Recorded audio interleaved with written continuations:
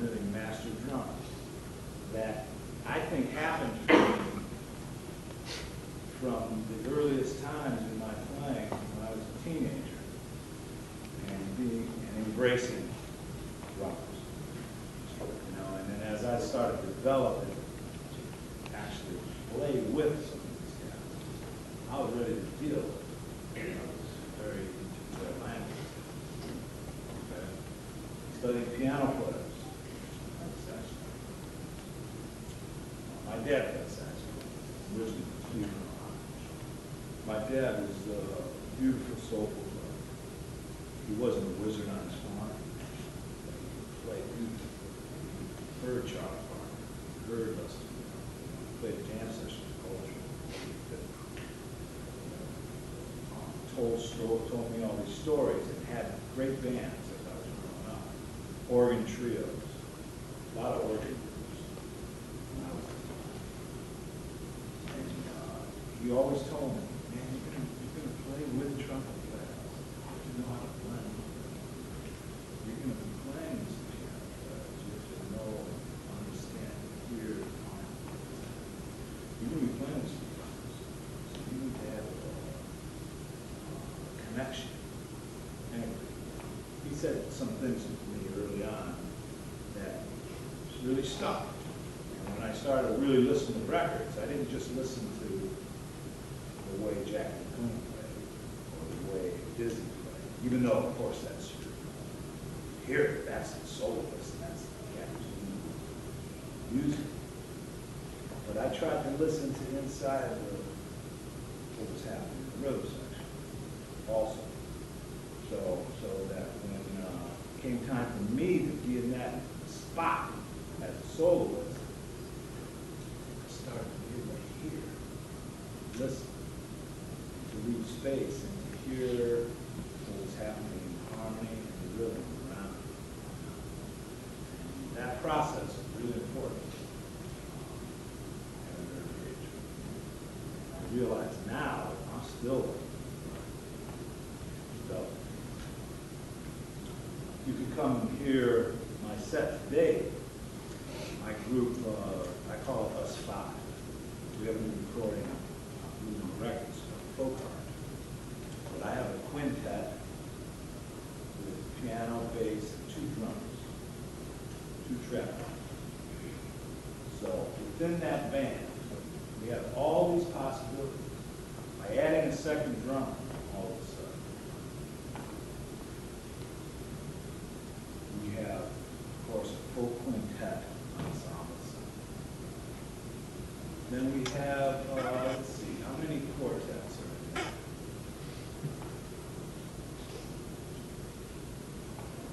All right, 1 quartet,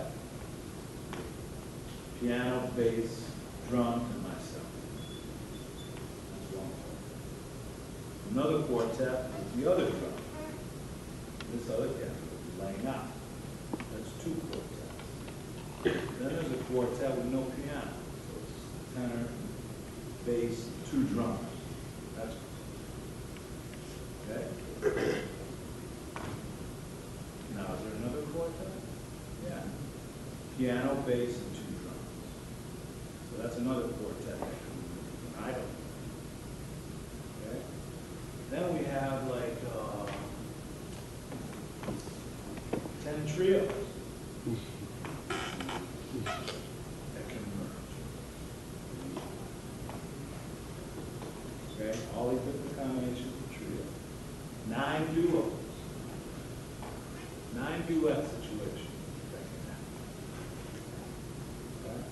And of course, 5 unaccompanied voices. So by adding that second drummer, all of a sudden it turns the group into this amazing swirling combination of music that can happen. Okay? Some of it's directed in the tune, in the arrangement, but most of it is pretty freely expressed. Everyone contributes and has their choice, and listens to each other, it drops out. But you have to have enough trust to lay out. Okay? To give a moment when you don't play. Okay? one quartet with no bass went on. But the bass player has to hit a point and hear it in the music and leave some space. 2 drums, piano, and saxophone. Okay, and when that happens, man, it's a special move. Okay? So this group is really special. And I'm really happy that we're here to play the festival today. Most of it's original music. It started out as all original music. But now we can play any tune. Because now the group has been together 2-3 years. And we have a lot of repertoire, a lot of music in the repertoire. Standard songs, famous music,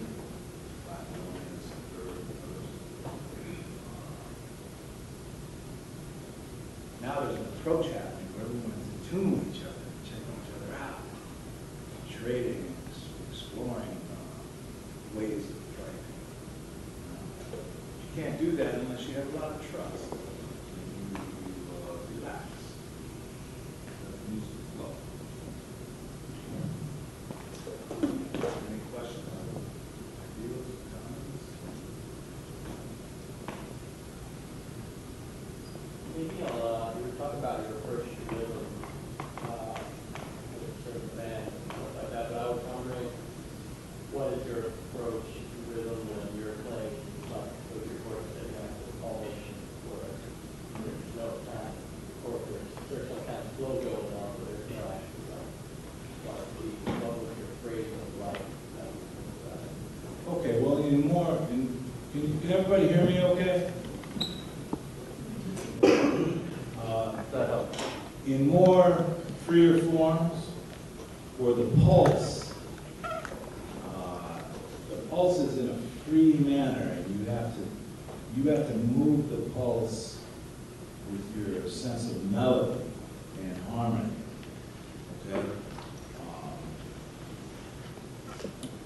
that's a real mature way of improvising through.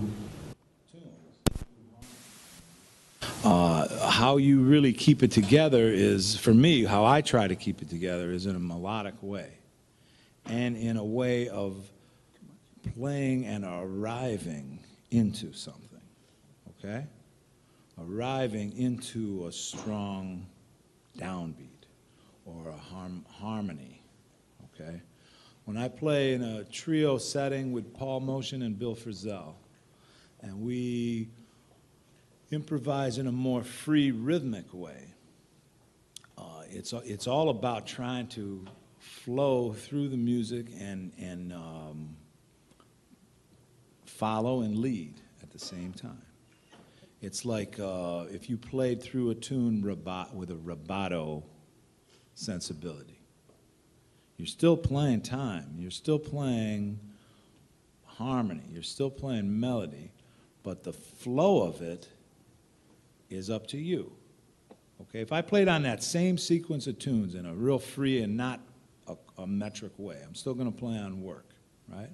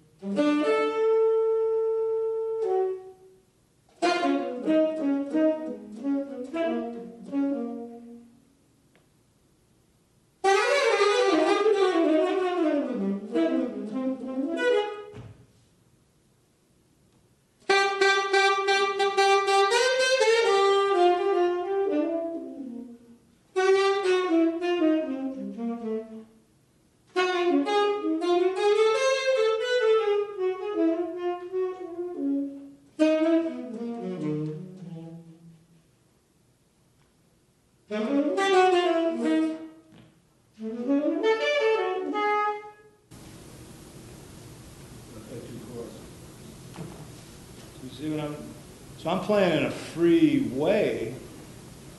I'm not playing on a pulse, like doom, doom, doom, doom, doom, doom, doom. I'm playing on a chord. And then I'm moving to the next chord from the chord I'm in. And I'm free to play through it fast or extend something. It's up to me now. It's the choices that I'm making. Which harmonies I lay on with what I'm playing, or which ones I move through.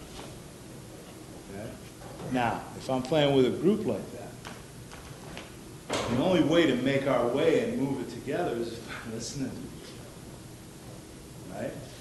And feeling like if it was bass and drums and we just went, tsh, they'd have to listen to how I was moving, and then how I moved might give the bass player an idea to go do, do, do, do, do. So he's already over here. So I'm not going to just stay where I want. I have to move from what I heard, you know? So to improvise like that, that's something else, okay? And in a way, that's coming from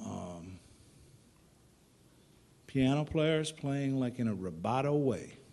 You listen to Art Tatum, solo piano, and you'll hear all kinds of ways to improvise, right?